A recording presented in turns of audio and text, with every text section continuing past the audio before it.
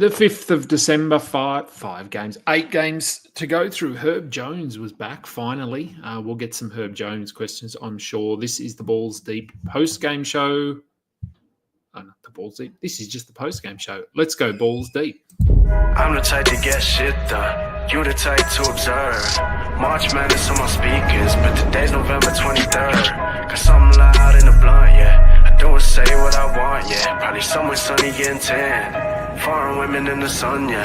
That's all that I need. That's all that I need. That's all that I need. Got my brothers with me. Got my brothers with me, and my mama's healthy. That's all that I need. Welcome to the Balls Deep podcast, brought to you by Fantasy Basketball International. I'm Adam King. Find me on Twitter and Blue Sky at AdamKing91. We're on YouTube, Google Podcasts, Apple Podcasts, Spotify, everywhere, anywhere. Please go and subscribe. And we're on the Old Man Squad, at Old Man Squad on Twitter. Dan Besperis is obviously running that. He is at Old Man Squad on Blue Sky and at Dan Besperis on Twitter. All right, let's get straight into the games, shall we? 8 of them tonight.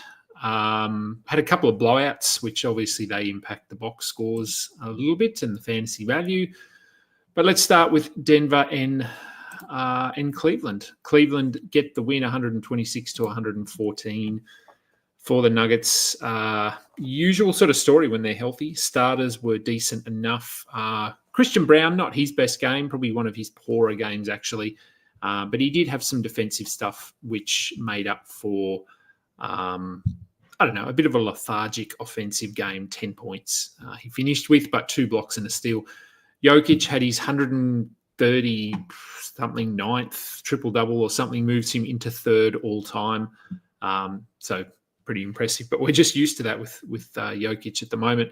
Aaron Gordon back up to 34 minutes, so looks like he's good to go, ready to roll. And basically everyone on the bench is just expendable at this point. Peyton Watson, we can move on. Westbrook was okay in his 16 minutes. He had 10 points. He had a steal and a block, 3 assists, 3 rebounds. But 16 minutes is not enough for Westbrook to be a must-roster player. And much the same can be said for Cleveland. Although we did get a good Karis LeVert game, finally. But the starters were good. Evan Mobley, 20 and 9, 3 steals. Jared Allen, only 8 points, but he had 15 rebounds and a pair of steals. Garland and Mitchell both putting up solid numbers. Karis LeVert, 27 minutes, 21 points, 6 assists, a steal, 5 threes. So one of his better games. He's very borderline. If we got this every night, then absolutely. But the minutes were up here. He had been down at sort of 22 to 24. So feel free to just pick him up if he's available. But based on what we've seen, this might be a bit of an outlier. But we do know that he can do this. We've seen it in the past. Dallas and Washington, no surprise here. Dallas win 137-101. Washington are bad. This probably flattered them, to be honest. There were periods in the game where there was one, who got the layup? I think Quentin Grimes got a layup. It wasn't a fast break. It was him with the ball, and there were 3 or 4 Washington defenders, and they basically just all stepped outside of the key and let him lay it up. It was pretty embarrassing. For the Mavericks, the minutes were down, obviously, for their starters. PJ Washington, only 24 minutes, 21 for Clay, 19 for Lively. Lucas still played 32, so that's interesting. Maybe they were just trying to get him up to his triple-double, which he did get with 21, 10, and 10. Kyrie Irving, really good in this one as well, 25 points, 3 assists, 2 steals. As for those other starters, PJ Washington continues to be pretty good. He didn't shoot the ball too well here, but he still had 10, 7, and 2 with 2 blocks. Klay Thompson is just a 3-point streamer for me at this point. I know he's probably still rostered in most leagues, but I don't think he is a must-roster player. And Derek Lively, 6 and 11 with a steal and a block. As I said, minutes were down. I wouldn't worry too much here if you do have Lively on your roster. In fact, games where he only has to play 20 minutes are probably a good thing in terms of his health. And then we had some minutes bump up for the bench. Quentin Grimes had 14 points, 2 steals and a block in his 25 minutes. Dinwiddie, only 5 shots. He hit 4 of them, didn't do much else. He has been on a bit of a hot streak here, but not someone I think we need to be prioritising. And Daniel Gafford had 16 and 7 with 2 blocks in his 19 minutes, and that's enough for him to be rostered. So he should be rostered in 19 minutes. Grimes, Spencer Dinwiddie are probably in that range in terms of playing time, but do not need to be rostered. On the Washington side of things, we had a Marvin Bagley sighting. He started, had 16 and 8 with 2 steals. If he's going to start and play 25 minutes, he's worth considering because he's going to put up numbers. We know what he is. He's points and rebounds and nothing else generally. Bilal Coulibaly continues to be one of the worst shooters in the NBA, 0 of 10. 4 points. He did have 3 steals. That's why you're holding him for the defensive stats. But, I mean, look, I get it. If you want to move on, there are some good steal streamers available out there. Coulibaly is normally up in the mid-30s in minutes, though, it's hard to find a player who has that much upside in terms of playing time. So I would be holding if I could. Alex Sarr started at centre and had 11 and 8 with 2 blocks. He is a must-roster player. Jordan Poole, not his best game, 11 points, but he did have 8 assists and 2 steals. So getting it done elsewhere. Malcolm Brogdon had 16 points, 5 rebounds, 2 assists in his 25 minutes, but left the game, surprise, surprise, with hamstring soreness. He has a history of soft tissue injuries, so I wouldn't be surprised if he misses a game. He did come back from that knee injury, which he suffered in the last game, didn't cause him to miss any time. So maybe that's the case here as well. But, both he and not Jordan Poole, him and Kyle Kuzma are just, I don't know, they don't seem to want to be there. It's pretty obvious.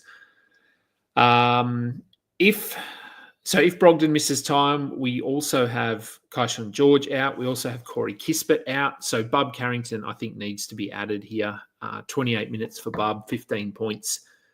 His upside isn't super high, but if he's going to play 30-plus minutes, he should be rostered. And Valanciunas, only 13 minutes here, 9 and 5. I think he's still very borderline. The minutes were down here, sort of a result of the matchup and just that they're not really prioritizing him. But I think until we get an indication that he is a sort of 12 to 15-minute player every night, I think we roster him until that point. Okay, Charlotte and New York. Look, Charlotte kept this competitive for a while, but New York blew them out in the second half. I think they won the third quarter 38-15 or something like that to flip this game on its head. Ended up winning 125-101.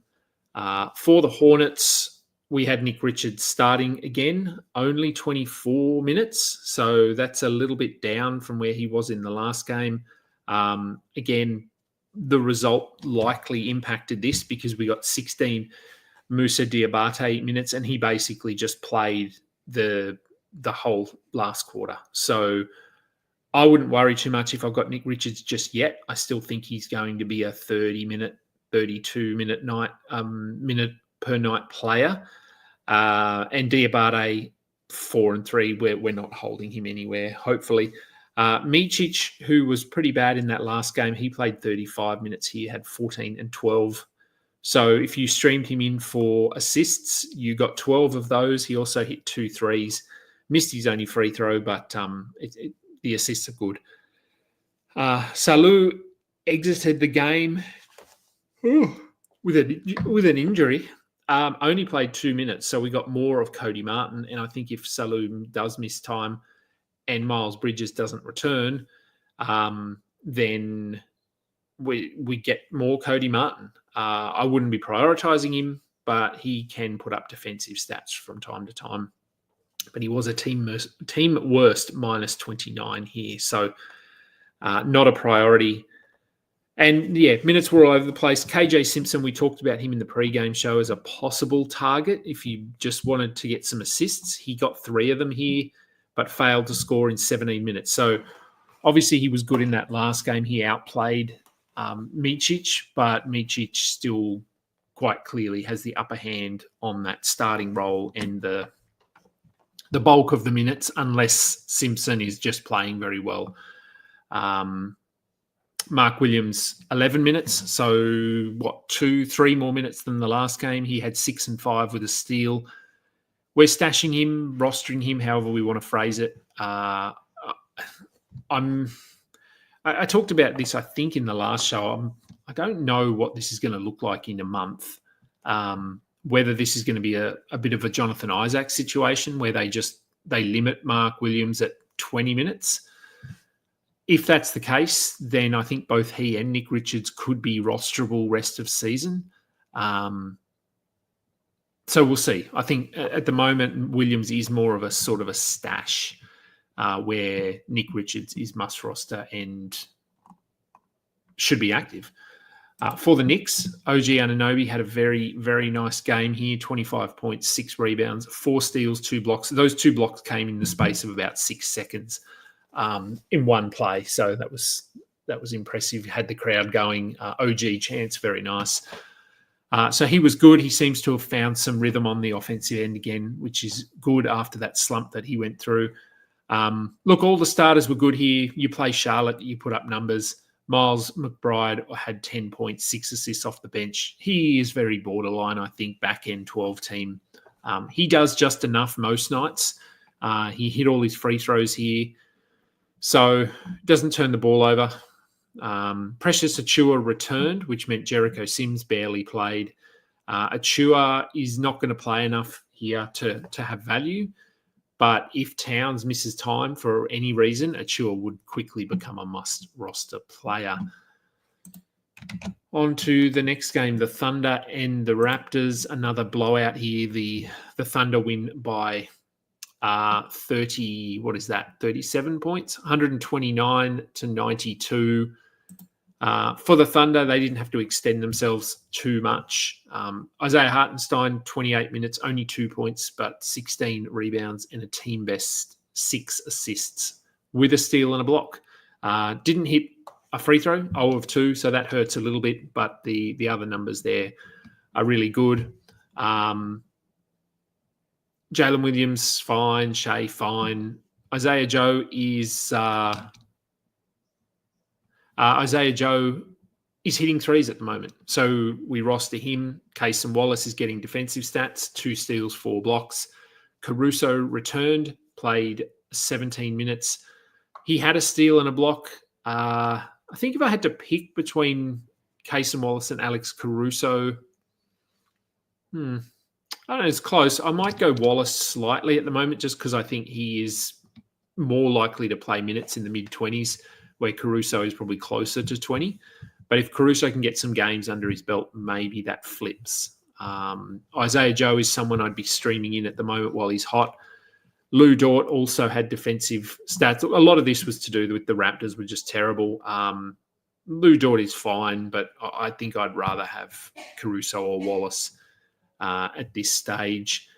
And for the Raptors, RJ Barrett, look, he sort of got hot late to salvage this one. He hit all his free throws, that's always a welcome surprise, 6 of 6.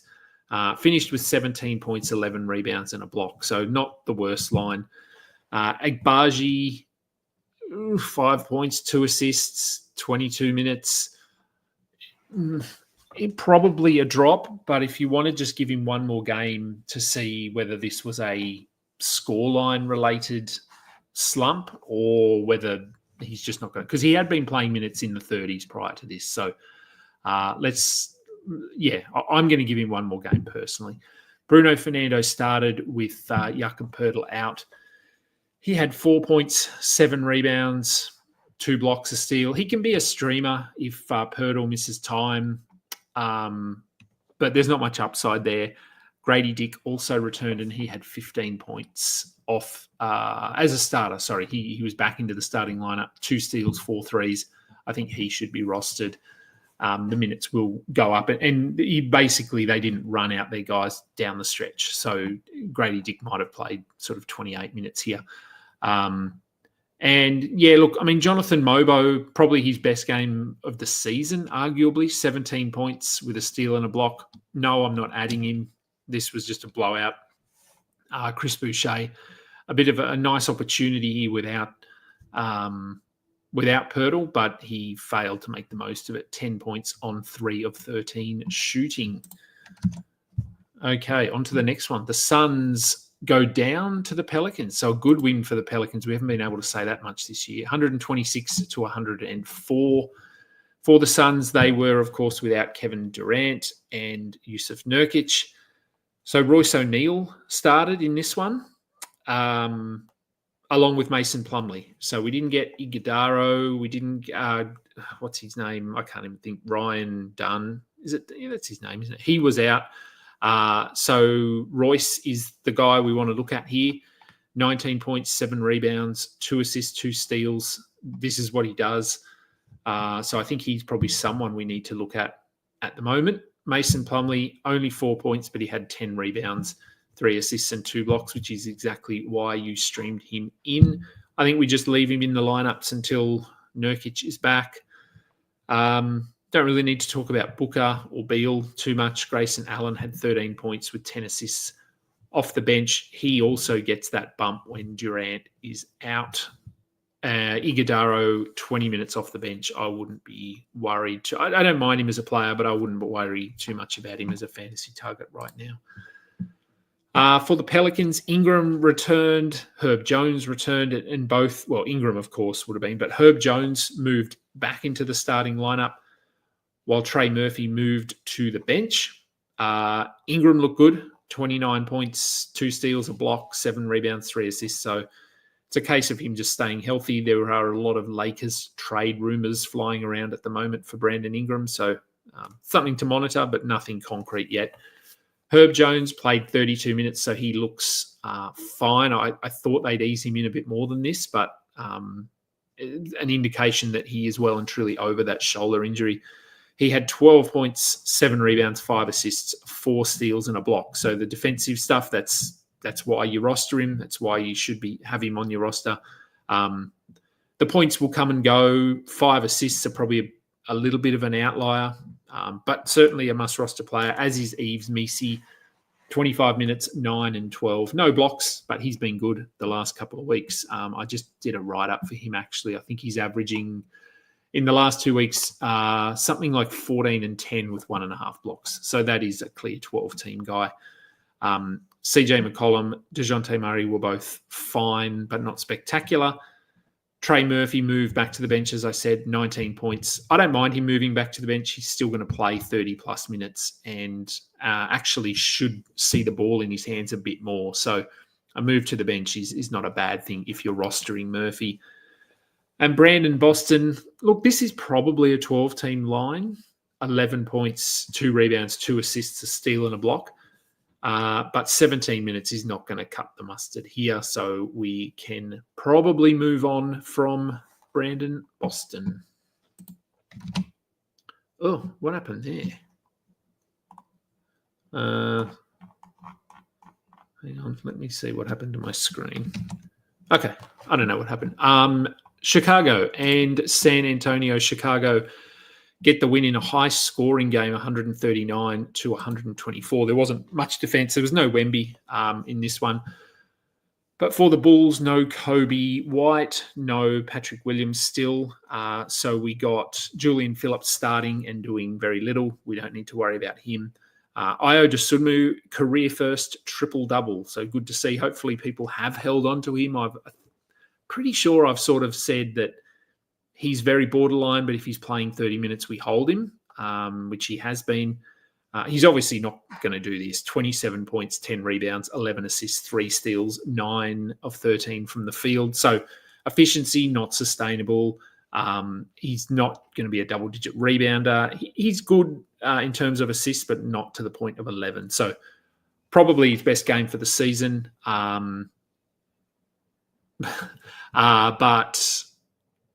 But yes, we just roster him at the moment. Nikola Vucevic continues his stellar season.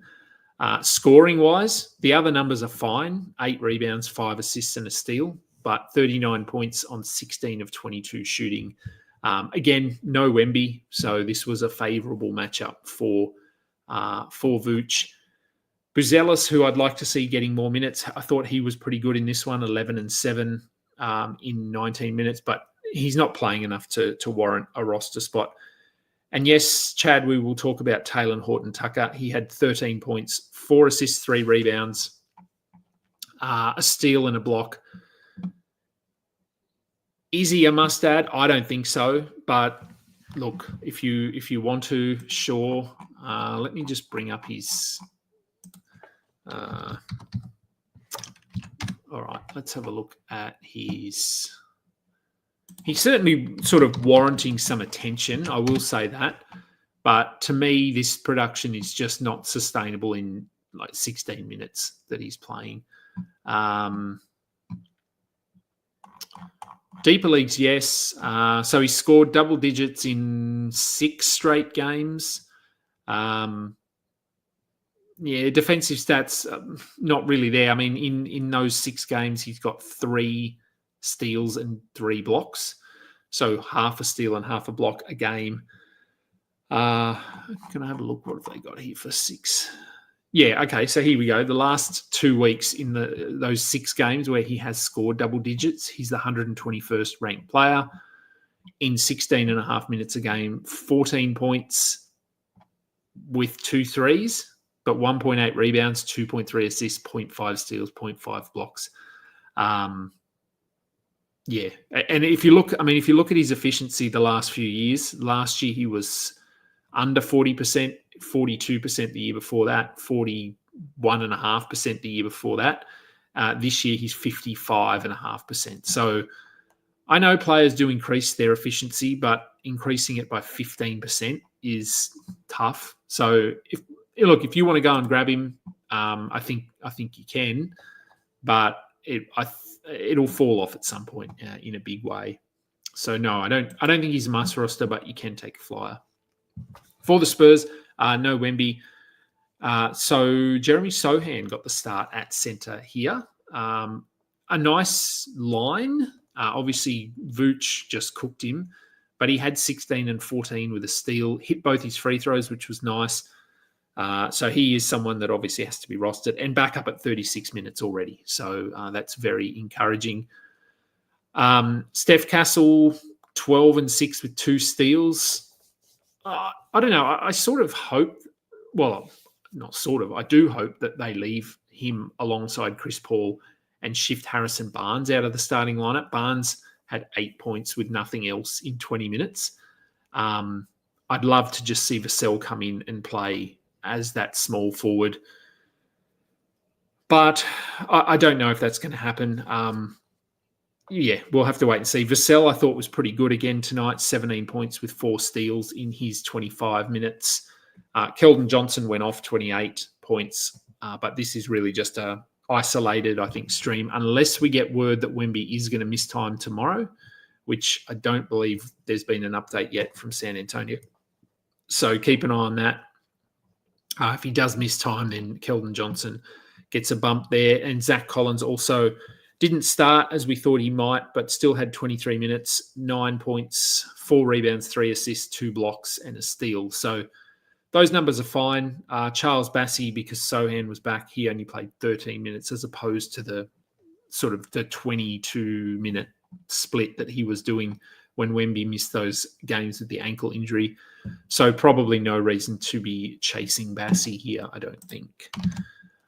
Okay, Sacramento and Memphis. I just see the questions. We'll get to those as well. I'll just get through these games, though. For the King, well, we should say the result. Memphis get the win, 115 to 110. For the Sacramento Kings, Monk was still in the starting lineup and played very well again. We roster him. Well, Keon Ellis played, but not really. He played 2 minutes. So I would not count this as being in the rotation. So no need to be holding on to Keon Ellis. 25 minutes for Kevin Huerter. That's probably enough to be considered, but he only had 6 points with nothing else didn't shoot the ball well. He's sort of someone I think you just take a flyer on and hope that you get him on a hot night. All of the starters need to be rostered. Keegan Murray, I've said this with, I think with Monk starting, Keegan is the fourth or even fifth option. He only had 11 points, but he did have 11 rebounds and 2 steals. So that sort of makes up for it. And in deeper leagues, I just keep an eye on Isaac Jones. So he has played, I just had a look actually. Where is he? He's played something like at least 17 minutes in 4 straight games. So they've gone away from Alex Len and Orlando Robinson. As I wait for his box scores to come up, here we go, Isaac Jones. So the last 5 games he's played at least 16 minutes. He's getting some rebounds. He's basically getting a block a game, scoring efficiently. So, yeah, I mean, in 20 minutes a night as the backup centre, I do like him a lot more than I like someone like an Alex Len. So, deeper leagues, I would just give Isaac Jones a bit of a look. For Memphis, Zach Edey. So it was announced today that Zach Edey is going to be out for another 2 weeks. I thought he was getting close, but I don't know whether there was a bit of a setback here or they were just fooling us. It is Memphis, so who knows. So Brandon Clark will presumably remain as the starter for the foreseeable future, but he is not worth rostering in most leagues. Desmond Bain, again, a pretty good game, better than what we've seen. 18 points, 8 rebounds, 7 assists, a steal, 6 of 10 from the field. So he does look to be rounding into form. Ja Morant, not his best game, 8 and 7 in 28 minutes, and he was ejected as well. So minutes were down a bit. Here, Jalen Wells had 10 points in his 18 minutes. He is just a points streamer. And Santi Aldama, we just keep rolling with him, 15 and 10 with 3 steals. Marcus Smart had 18 points, 5 assists, 2 steals. As we've said, points come and go, but he has enough of a floor in terms of assists and steals to be rostered in most leagues. And we had a pretty good Jake LaRavia game, but he hasn't been that good the last few. Jay Huff also played 20 minutes, 11 points, 2 blocks. I don't think so. I don't think Brandon Clark, Jay Huff are both very, very borderline, and Scottie Pippen is obviously a drop. And the last game of the night, Houston and Golden State. That's why I was a couple of minutes late doing the show. I was waiting for it to finish. Golden State get the win 99-93. It was an ugly game. I think the score, it was like 20 all or something at quarter time, and set the tone for a pretty dour defensive struggle for the Rockets. Jabari Smith, he had 3 blocks. If we want to look for positives, 5 and 7, played a lot of minutes. I think because Tari Eason was out, they just really had no one to play at that power forward position. Jabari Smith has been better than this, so maybe we give him a pass here. Şengün, the line was fine, 16 and 8, 5 assists, 2 steals, but it wasn't a good game. For Şengün, I didn't think Van Fleet struggled from the field, 13 points, 5 assists. And Jalen Green, Jalen Greened all over your percentages, or your field goal percentage anyway, 4 of 16 for 14 points. And Dylan Brooks shot too many times. He had 15 points with a steal. He's rostered in most 12-team leagues, I think. He shouldn't be, but he is. Amen Thompson, only 22 minutes. So the rotations were a bit weird. They went with their starters despite the fact they weren't sort of playing that well. Some interesting coaching decisions, I thought, in this one. Amen Thompson had 14 points with 8 rebounds and a block. I thought he looked okay out there, but they just went away from him. Reed Shepherd saw a few extra minutes. 13 minutes exactly with 7 points and 2 blocks. So we're not looking for him, obviously. Wrong button. Golden State. as I read the questions as I'm going through. For the Warriors, Jonathan Kuminga, career high 33 points. They had no Steph. They had no Draymond. So good win for the Warriors. Bad loss for the Rockets. But Kuminga looked really good from the opening tip. He was very aggressive. Didn't do much else. 6 rebounds, a block. But the points are very nice. So if you've held him through all of the ups and downs, this is a reward. It doesn't guarantee that it'll happen again, but just keep rolling him out there. Podziemski started only 8 points, but had 12 rebounds, 3 assists. So not his best game, but again, 37 minutes, very encouraging. Buddy Hield started and was not good. 5 points on 1 of 8 shooting. He's pretty close to a drop. I don't know if we're there yet, but I don't know how long I can keep saying that he's not a drop. So maybe he is. Andrew Wiggins was good, 23 points, only 4 of 7 from the line, but he had some defensive stats. He had 9 rebounds. And then the bench guys were all just benchy. This is what the Warriors have done all year. They just play all of their fringe guys 20-ish minutes. Moses Moody played 23, Trace Jackson 21, Gary Payton 18. So Steve Kerr is just very happy going with mixing and matching and then whoever is a good matchup, which makes it very hard for fantasy. And that's it for the game. I'm pretty sure that is it for the games. We did that one, didn't we? So let's get to the questions very quickly. All right, what's Ivan asking? Who do we view more as... Well, so who would we have higher in a 12-team dynasty points league? Devin Vassell or Emmanuel Quickley? I just don't do enough points leagues or dynasty leagues to know that one. In a points league, maybe it's Vassell. Maybe it's Quickley. I don't know. We haven't seen much of Quickley this season. We had pretty high hopes for him, obviously. I think if we were looking at as I move that out of the way, if we were looking at a category league, I like Vassell because I think he's a bit younger. Is that right? Let me have a look at their ages. He's about a year younger, so not a massive difference. So category league, I like Vassell slightly. Points league, it might be Quickley.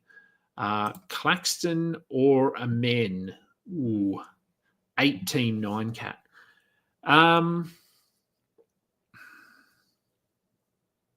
little bit stat dependent, I suppose, because Claxton is very rebounds, blocks. That's it. I still like Amen, but I guess Claxton's role is probably a little bit safer at this point, just because he's starting. Hasn't been great. So I guess Claxton's probably, a 10-10 with 1.5 to 2 blocks per game. Amen does a bit more across the board. So it's probably, I don't know. I'm going to go with Amen just because I think Claxton at some point will probably be shut down or injured or something. Lone Des, it's so hard for me to hold on to Valanciunas. Should I just drop him for someone like Misic? Well, they're very different. Do you need rebounds or do you need assists? That is probably the deciding factor there. Look, Valanciunas, I think best case scenario is he plays 18 to 20 minutes, as we've said, and he is a double-double with not much defensive stats. So like 11 and 9, 12 and 10, with maybe a block here and there. He is a good free throw shooter for a big, which helps. Misic, though, is, at least for the next couple of weeks, he's probably going to be 30-ish minutes most nights. And as we saw tonight, he can get you assists, which are typically a little bit harder to stream than rebounds. Okay, so Chad came in late. Who is the ad here if Tijan is injured? I think it's Cody, just for the fact that he's a floor spacer. Musa did play more minutes, but we talked about him. I think this was it was a blowout, and so they left him on. So Cody Martin would be the guy for me. Yes, we did have a Bol sighting. Rare. And then the Taylor Horton Tucker question. We talked about that. With Collins, good to go. Yeah, it is weird that they started Sohan against Vooch. Maybe they were just trying to dictate the terms a bit and take Vooch out of the game, but it obviously backfired because Vooch had 39 points. Yeah, I don't know if they'll stick with this. I don't know who they play. Let me just have a look. I'm pretty sure they do play tomorrow. They might play Sacramento. Yeah, they do. So they play Sacramento tomorrow, who have obviously Sabonis, and we talked about Jones or whoever. I can't even think of his name now. That's good. Sacramento. What's his name? Yeah, Jones. Yeah, Isaac Jones. I'm thinking of Emmanuel, maybe because we're talking about. So yes, they do have sort of a big sort of traditional lineup. So maybe we do get some Collins tomorrow, but we could also get Wemby back tomorrow. This may have only been a one-game thing. We do live in a world where Jay Crowder is getting more minutes than Keon Ellis. It's some questionable decisions being made in Sacramento at the moment. Ernest, what does Ernest ask? Should I drop Gafford or Herb in my 12-team 9-cat redraft league to free up a streaming spot or hold? I mean, if you had to pick one of those to drop, it's probably Gafford, just because he is 18 minutes, where Herb is obviously 30 plus. So there's more opportunity for Herb. But in saying that, like I think in a standard league, they're probably both top 100 players. So yeah, you can potentially stream in enough value to cover for a top 100 player, but I do think both are worth holding as well. Unlikely to be able to pull off a 2-for-1. Yeah, you could try, but I do think that they're both still rosterable. Who is the more droppable player for a streaming spot, Champagny or Pajemski? Champagny, for me. I think Pods has been pretty good. He didn't shoot the ball that well tonight, but yes, I thought he played okay. Do we reckon that DeAndre Hunter takes the starting spot, or do they keep running with Zach? Look, if you'd asked me 2 weeks ago, I would have said Hunter, but they're playing pretty well. Ricochet is starting, but only playing 22 minutes, and Hunter's playing more minutes off the bench. So maybe they're just going to treat Hunter as more of a sixth man, along with Bogdanovic. So I don't know. Maybe they are just going to stick with Ricochet here. Okay, so Loandes actually changed his question. So don't worry about Pods. Yeah, okay. So Champagny or Avdia? Probably still Champagny, I think, for me, because Avdia, he's been all right. In a week, it could be Avdia, because we saw him he didn't fall out of the rotation, but he went back to sort of minutes in the teens at one point there. Portland are a really weird franchise at the moment. So, yeah, it's still possibly Champagny. Chad is excited for the new show. Yeah, I'm not sure. I didn't really get any people messaging me trades or anything like that. I'm still waiting for Michael Waterloo to confirm with him whether he can do it tomorrow. It was 50-50, so it could be that we actually start it next week. But it was more of me just putting a feeler out to see if people wanted that show. And I think a lot of people seemed interested, but no one had trades for us to talk about. So it's a bit hard to do a trade show when we've got no trades. So we'll see. I'll probably retweet it at some point late tonight for me. So it's in the morning in the States, and we'll see if we get some people. Even if he can't do it, I might just do the show by myself. And then final question from Jonah, 10-team 9-cat, drop Kuzma for Ayooooo. Already used 2 of 4 ads in Yahoo, though. Oh, Kuzma. What a conundrum he is. I don't know. It's a tough one. Like, I do think Dosunmu could be top 100-ish rest of season. His role is pretty good. I mean, he's happy.